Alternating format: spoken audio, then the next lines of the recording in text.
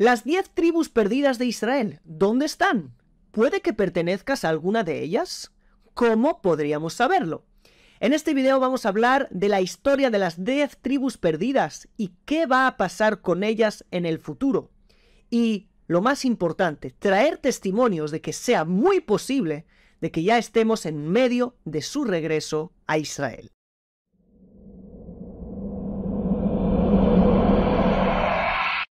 Shalom a todos, sean muy bienvenidos a un vídeo más en nuestro canal. Me llamo Daniel Chapán y el día de hoy vamos a hablar de un tema que parece ser muy actual, también aquí, en nuestro país, Israel, y también en las redes sociales, donde hay muchísima gente que habla o dice ser de alguna de las tribus perdidas. Antes de empezar a tocar el tema, vamos a ponernos en contexto. Shalom, quiero hacer una pausa de unos pocos segundos para invitarte a la Academia Co-Creadores en WhatsApp, donde vamos a tener materiales completamente inéditos míos y de otros ponentes en hebreo disponibles en español. Si quieres unirte al grupo de WhatsApp, haz clic en el link que está en la descripción del video o en el primer comentario fijado. El pueblo de Israel estaba formado por 12 tribus desde su principio. Estas tribus eran 12 por los 12 hijos de Jacob. Cada una de las tribus tenía el nombre de uno de sus hijos. Rubén, Shimón, Leví, Yehudá, sí, es decir, Judá, Dan, Naftalí, Gad, Asher, Isahar, Zebulún, Yosef, José y Binyamin, Benjamín. Sin embargo, las 12 tribus no eran 12, sino 13, pues Yosef se dividió en 2 tribus por sus 2 hijos, considerados cada uno de ellos una tribu distinta. Son Efraín y Menashe, es decir, Menasés. Entonces, ¿por qué hablamos de 12 tribus? Porque la tribu de Leví no tenía herencia y parte en la tierra de Israel, es decir, no tenía una división con su tribu. ¿Por qué? Porque ellos eran sacerdotes, sí, y sirvientes en el templo. Por lo tanto, la división fue hecha en 12. Después de que la tierra fue dividida en el libro de Josué, vemos cómo cada tribu empezó una vida más o menos independiente al resto de las tribus. Así lo vemos reflejado en el libro de Shofetim, aunque no fue una separación del todo, aún había conciencia de que eran un mismo pueblo, el pueblo de Israel. Desde días primeros hubo una relación no sencilla entre Judá, ¿sí?, una de las tribus, e Israel. Recordemos que desde el principio le fue profetizado, sí, por Jacob a Judá, que lo yasur shevet mi Yehudá, es decir, no se apartará el cetro, es decir, el liderazgo de Yehudá. Yehudá era la tribu de los monarcas, de los líderes, de los reyes. Por eso es que su relación con el resto no fue tan sencilla. La primera división entre Judá y el resto de las tribus la vemos después de la muerte del rey Saúl en manos de los filisteos, donde Israel puso sobre sí como rey a Ishboshet, ¿sí?, el hijo de Saúl, por mano de Abner, hijo de Ner, pero la tribu de Judá fue por otro camino y puso como rey a David. Durante 7 años hubo una relación mala entre las dos partes de Israel, Judá y el resto, hasta que murió Abner y Ishboshet perdió su poder y David reinó sobre todo el pueblo de Israel. Durante la vida de David, mantener la unión no fue nada fácil. Pongamos por ejemplo la rebelión de Sheba ben Bichri en el capítulo 20 del segundo libro de Shmuel, donde parecía otra vez haber división entre Israel y Judá. Judá se quedó con David y el resto parecían seguir a Sheba. No en vano, Salomón, el hijo de David, una de las cosas que hizo para mantener la unión de todas las tribus de Israel fue poner 12 ministros de su parte que de alguna manera unirían al pueblo bajo un mismo reinado. Estos se encargaban de cobrar impuestos. De eso hablaremos más adelante. Aunque en el tiempo de Salomón no fue visible la división entre estas dos partes, tenemos que entender que esta nunca desapareció. Judá e Israel seguían divididos por dentro. El final de Salomón es trágico. En aras de mantener al mundo entero bajo la influencia de Israel, el rey Salomón hizo algunos casamientos políticos. Se casó con diferentes mujeres de diferentes países. Y cuando éstas vinieron aquí, quisieron seguir manteniendo su cultura, ¿sí?, pagana, y el rey Salomón les permitió construir casas a sus dioses, lo que llevó a Dios a enojarse con el rey Shelomo, el rey Salomón, y un profeta vino y le advirtió que tras su muerte dividiría de nuevo al pueblo, y que a David y su descendencia solo le quedaría una tribu. El resto se dividiría. De nuevo, división entre Yehudá, Judá e Israel. El profeta Ahías o Ahía Ashiloni en hebreo fue a Jeroboam ben Nebat, quien Salomón le había encargado la casa de José, Efraín, y le partió una ropa en 12 pedazos y 10 de ellos se los dio a Jeroboam y 2 a Salomón. Jeroboam reinará sobre Israel, sobre las 10 tribus, que son las famosas 10 tribus perdidas, y Salomón sobre una, aparte de la suya de Judá. Puedes leer toda esta historia en el primer libro de los Reyes, en el capítulo 11.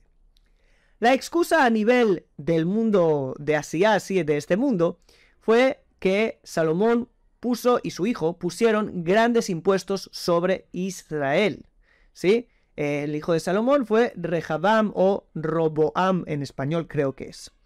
Y eso hizo de alguna manera explicar la rebelión y de la parte de Israel contra Judá, y que así empezara una guerra contra ellos. Eso lo puedes ver en el capítulo 12 del primer libro de los Reyes. El nuevo rey de Israel fue Jeroboam, como hemos dicho, que como puedes leer en el capítulo, no fue muy santo en especial. Lo primero que se sabe es que para que la gente no vaya más a Jerusalén, que era parte de Judá, ¿qué hizo? Puso 2 becerros de oro, uno en Betel, sí que estaba en la parte de Efraín, y otro en Dan.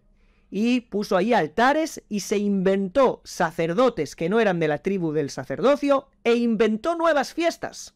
Y empezó como a inventarse una nueva Torá, una nueva religión. Todo para que no vayan tras el reinado de Judá, ¿sí? Del reinado de David, ¿sí? Los hijos de David. Esto perpetuó aún más la división, ¿sí? Siendo que Judá conservó la tradición que se había establecido hasta ahora y las leyes de la Torá, mientras que Israel empezó un nuevo camino espiritual extraño, el cual Jeroboam justificaba para que Israel no cayeran en manos del poder político de la época, que de alguna manera les cobraban demasiados impuestos y los oprimía. Los reyes sucesores de Israel, ¿sí?, después de Jeroboam, fueron prácticamente de mal en peor. La separación se siguió manteniendo, y fue cuando reinó el rey Osea, quien fue el último rey de Israel, que Israel cayó en manos de Ashur, es decir, los asirios, y se fueron al exilio, al cautiverio. Puedes leer de esto en el segundo libro de Reyes, capítulo 17. Eso es el exilio de Israel. Israel, a partir de ahora, estaría fuera de su tierra. Esta caída y la conquista de Samaria e Israel llevaron a las 10 tribus a la asimilación total entre el resto de las naciones. Y hasta el día de hoy no estamos seguros dónde están y qué habrá acontecido con ellas. Mientras que la historia de Judá es distinta. Yoshía o Josías devolvió el pueblo a la Torá, después de también algunos reyes que no fueron tan buenos, pero también tuvo reyes buenos que fueron en el camino de Dios, ¿sí? Aunque, aún así, aunque hay algo que conservaron, Judá termina también cayendo en un cautiverio. Es el cautiverio de Babilonia en manos de Nabucodonosor, Nebuchadnezzar en hebreo. En los libros posteriores, como el libro de Esther, que es el final del exilio de Babilonia, podemos ver ya solo a la tribu de Judá, como representante de todo Israel, ¿sí? Como si... ¿Quién es Israel? Israel es Judá. Pues el resto de Israel ya no existe. En la época del Segundo Templo, Israel eran conocidos como los judíos, ¿sí? Y su tierra era conocida como Judea.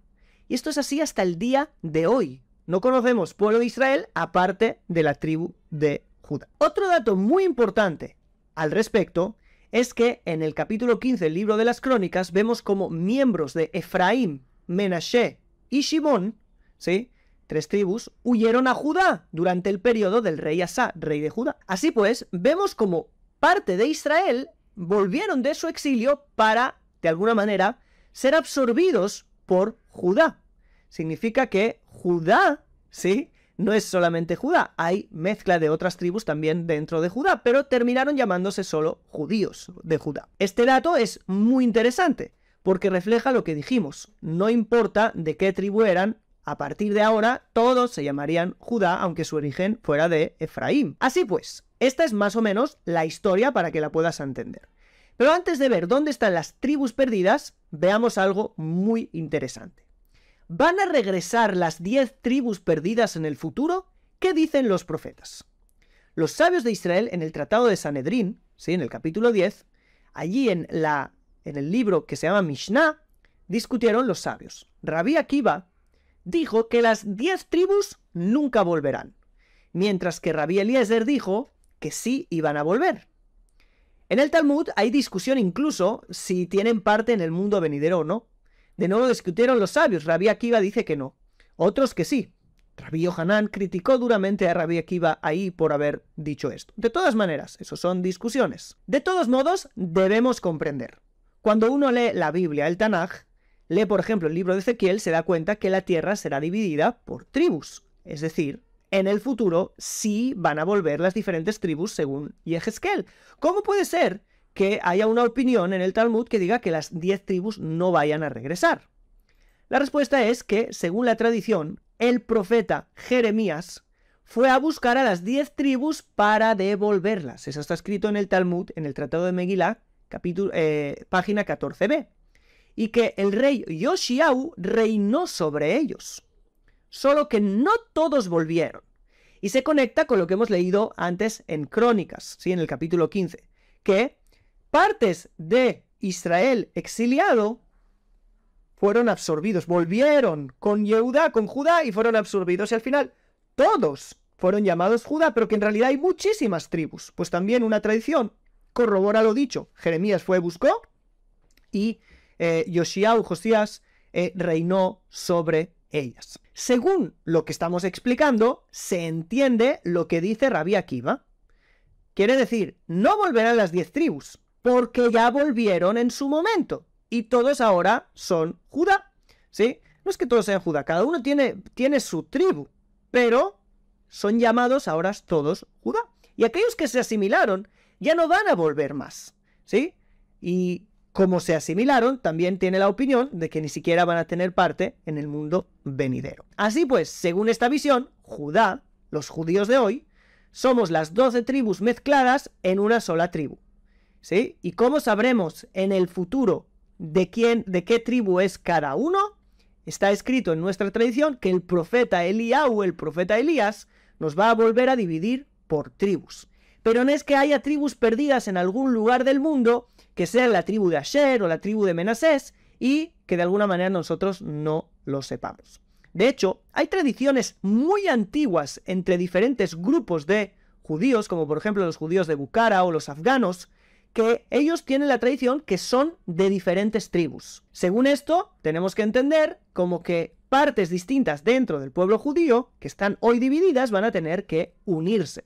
Pero no que haya algunas tribus en otros lugares que tengan que volver a unirse. Quizás se le pueda dar a esto una visión más alegórica a los términos. Casa de Yosef, casa de Judá, ¿sí? No es exactamente que vengan de allí, sino que hay una representación alegórica en cada una de las tribus. No lo sé. Entonces, esta es una posible visión de todo el tema de las tribus perdidas. Las tribus perdidas realmente no están perdidas. Las que se perdieron ya se perdieron. Pero las diferentes tribus se tienen que revelar dentro del pueblo judío, ¿sí? En el futuro. Pero hay otra visión. Realmente, muchos de los sabios de Israel, por ejemplo Maimónides, dijeron que la opinión válida no es la de Rabí Akiva, sino la de Rabí Eliezer, que las 10 tribus sí que van a volver. Y que realmente las tribus fueron perdidas. Según esta visión, hay tribus lejanas en diferentes lugares que tienen que volver a Israel desde lejos. ¿Pero dónde están? En la Biblia hay muy poca información y además es muy difícil de descifrar a dónde fue el exilio de las 10 tribus. En 2 de Reyes capítulo 17, 6, leemos lo siguiente. En el año 9 de Osea, conquistó el rey de Asiria a Samaria, y exiliaron a Israel a Asiria, y los asentaron en Gelaj y Jabor, Near Gozen y las ciudades de Madai. Ok, pero ¿dónde están todos esos lugares? ¿Dónde está Helaj? ¿Dónde está Jabor? ¿Dónde está el Nar Gozen, el río Gozen? ¿Y dónde están las ciudades de Madai? El Talmud, en el Tratado de Yevamot, página 15b, da una aproximación de dónde están estos lugares. Dice, Helaj es Jalzón, Jabor de Hadiev, el río Gozen es Ginzak, el río Ginzak, y las ciudades de Madai, Hamdan y sus ciudades vecinas, y hay quien dice Nihar y sus ciudades vecinas. El problema es que tampoco estas ciudades sabemos identificar del todo. Estamos hablando de textos de hace 1500 años aproximadamente. Aún así, muchos se han dedicado a investigar el asunto. Y, por ejemplo, algunos identifican a Jabor como el río Jabor que hay en la ciudad de Zahu, que está entre la actual Kurdistán y las zonas de Irak y la Turquía moderna. Algunos identificaron a Helaj, por ejemplo, que se identifica por su nombre con Alahu o Jalahu, donde encontraron ahí escritura asiria en el noreste de Nínive. Y no voy a entrar aquí en todas las aproximaciones arqueológicas e históricas que se hacen, porque no son tan seguras y tampoco soy experto en ellas. Y otra cosa muy importante, también si supiéramos dónde son todos esos lugares, ¿quién dice que no se movieron de allí? Un pueblo fuera de su tierra tiende a no asentarse, a ser un pueblo nómada. Es lo que le ha pasado al pueblo judío durante mucho tiempo. El Talmud, en el Tratado de Sanedrín 94, está escrito allí que dijo Mar Zutra, que es alguien, que fueron llevados al África. Es decir, que las 10 tribus están en África. Y Rabbi Hanina dice que fueron llevados a los montes Slug. En el Talmud de Jerusalén está escrito que fueron llevados más allá del río Sambatión, que según la leyenda es Sambatión por el Sabbat, el Shabbat. ¿Sí? ¿Por qué? Porque es un río que descansa. Nachmanides, Ramban, dice que está en Gozen, ¿sí? el río Sambatión, según lo citado arriba, y se encuentra en Sudán o por el noreste de África. Otros lo identificaron con una zona alrededor del mar Caspio. En fin, saber el lugar exacto de las tribus parece muy pero que muy complicado a estas alturas. También identificarlos parece ser imposible, ya que hemos dicho que eran pueblos que se asimilaron a otras culturas por completo. Aún así, hay muchísimos grupos en todo el mundo que dicen tener una tradición fiable, entre comillas, que son de las tribus perdidas de Israel. Hay quien me dijo personalmente en su búsqueda de este tema que hay cientos, así dijo él, pueden ser decenas, no lo sé, de tribus africanas que dicen ser las tribus perdidas de Israel, o una de las tribus. Pocos son los que realmente han recibido aceptación en el Israel actual, pero algunos sí. Y ahora es muy interesante, presta atención, porque vamos a ver casos de tribus que después de miles de años volvieron a Israel y fueron aceptados de nuevo. El caso más famoso, probablemente, sea el de los Beit Israel, que venían con una rica tradición muy, pero que muy parecida a la tradición judía actual, en muchos casos, ¿sí? Y en algunos diferentes, pero muy interesantes. Por ejemplo, ellos tenían el libro de Enoch dentro del canon bíblico. Tenemos un video del libro de Enoch donde conté estas cosas, lo puedes ver aquí en la etiqueta. Y rabinos fueron a investigar y ellos fueron aceptados en Israel, ¿sí? Judíos que estaban en Etiopía, estos Beit Israel estaban en Etiopía. Y ellos fueron aceptados en Israel como parte del pueblo judío después de un proceso de retorno a casa, ¿sí? Para llamarlo de alguna manera. Después de un largo proceso de investigación, el gran rabino de Israel, Rabbi Obadia Yosef, los aceptó como parte del pueblo judío y hoy en día viven en Israel. Otro caso fue el de los hijos de Israel, Bené Israel, en la India, quien dicen ser de la tribu de Asher y sacerdotes. Los hijos de Menashe, que vivían en el norte de la India, tuvieron la visita del gran rabino de Israel en ese momento, el rabino Shelomo Moshe Amar. ¿Sí? Él fue al lugar y, de nuevo, por tantas coincidencias, ¿sí? En sus tradiciones los reconoció como parte del pueblo de Israel, con derecho de volver a Israel y de formar parte del pueblo judío, que ya va a dejar de ser el pueblo judío, porque si vienen otras tribus, en algún momento se va a tener que llamar de otra manera, el pueblo de Israel. Y hay otras comunidades, como por ejemplo las tribus de Al-Amba en Sudáfrica, o los Pashtuns en Afganistán, o los Kashmirim, creo que se llaman, en Afganistán, y otros descendientes de otras tribus, por ejemplo, los descendientes de Kaipang en la China. Eso es algo muy interesante. Pero ¿cómo funciona esto? Pues todo empieza con un investigador valiente, que después de un estudio profundo llega a esos lugares para investigar esas comunidades. Tiene que tener un gran conocimiento de las costumbres del lugar y de las costumbres del pueblo judío y antiguas, ¿sí? De lo que está escrito en la Biblia, lo que está escrito en el Talmud y de todas las tradiciones posibles, incluso libros apócrifos y otras cosas. Se necesita un gran conocimiento. Llegan allí, vuelven para hablar con los líderes aquí en Israel, tanto políticos como religiosos, para, de alguna manera, reconocer a esas tribus perdidas para que vuelvan a casa. Por ejemplo, la persona que están viendo en pantalla es el profesor Shuraki. Él descubrió en Afganistán a los Pashtun, una tribu que es hoy musulmana, pero con una tradición firme de que vienen del pueblo judío. Tienen rasgos semíticos, se dejan crecer la barba, ¿sí?, más que los musulmanes, y peor, tienen muchas costumbres parecidas a las nuestras. No comen carne de camello, ¿sí? El sábado es su día de descanso, no como en la tradición musulmana, y al octavo día circuncidan a sus hijos, no como en la tradición musulmana, que los circuncidan más tarde. Es impresionante. Le dijeron al doctor Shuraki, esa tribu, que tienen una tradición firme que cuando vuelva el Mesías, ellos volverán también a Israel y vivirán aquí. Me han informado de que son muchos. Espero que tengamos lugar para todos. ¿Será que el reencuentro de todas esas tribus que fueron reconocidas por los grandes rabinos de Israel es parte de la redención final? ¿Es parte de las profecías de que las 10 tribus perdidas tendrán que volver? ¿Será que ya están volviendo las tribus? Eso es algo que aún es un interrogante, pero que hay también un pie para decir que sí, eso es exactamente lo que está ocurriendo. Entonces, volvamos a repetir. Tenemos dos opiniones de ver cómo, dos prismas, dos visiones de ver qué pasa con las tribus perdidas.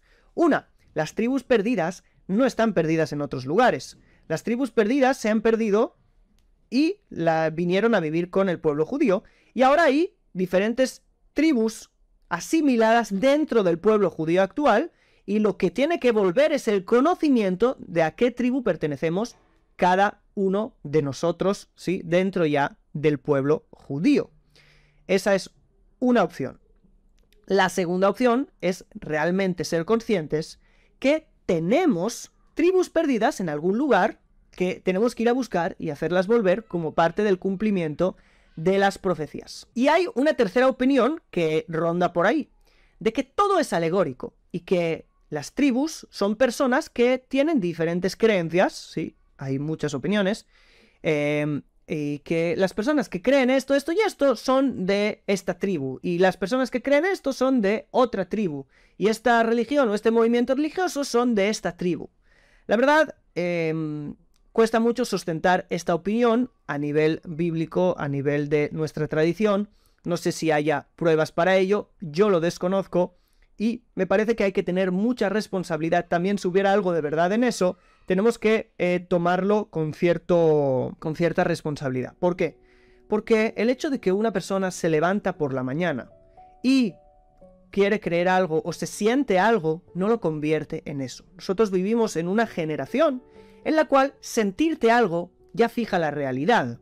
Sí, hombres que sienten mujeres, mujeres que sienten hombres, y eso ya les fija toda la realidad. Podría ser algo muy parecido. Yo me siento eso y ya soy esto. No funciona así. Esto es un proceso serio, es un proceso que, como hemos visto, involucra a la política, involucra un montón de cosas que están ocurriendo, y creo que hay que tomarlo con mucha responsabilidad. No digo que no pueda haber alguna realidad a nivel espiritual, de que gente que se sienta sea parte de, y haya realidades así, sí, pero siempre con responsabilidad.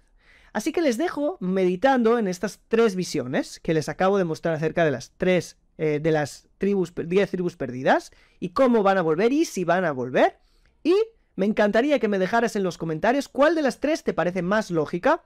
Yo, como habéis visto, no me he decantado por ninguna de ellas, ¿sí? me cuesta, no tengo la suficiente información, voy a seguir investigando, pero estoy entre la primera y la segunda. Creo que es muy interesante todo este tema y creo que necesitamos estar más informados del tema y por eso es que me he decidido hacer este vídeo. ¿Qué piensas tú? Por favor, déjamelo en los comentarios. Pido que haya respeto en toda la comunidad con las diferentes opiniones, porque creo que es un tema que también despierta algunas sensibilidades. Y sin más, si te ha gustado, déjame like, suscríbete al canal si no lo has hecho aún y nos vemos en el próximo vídeo. Shalom.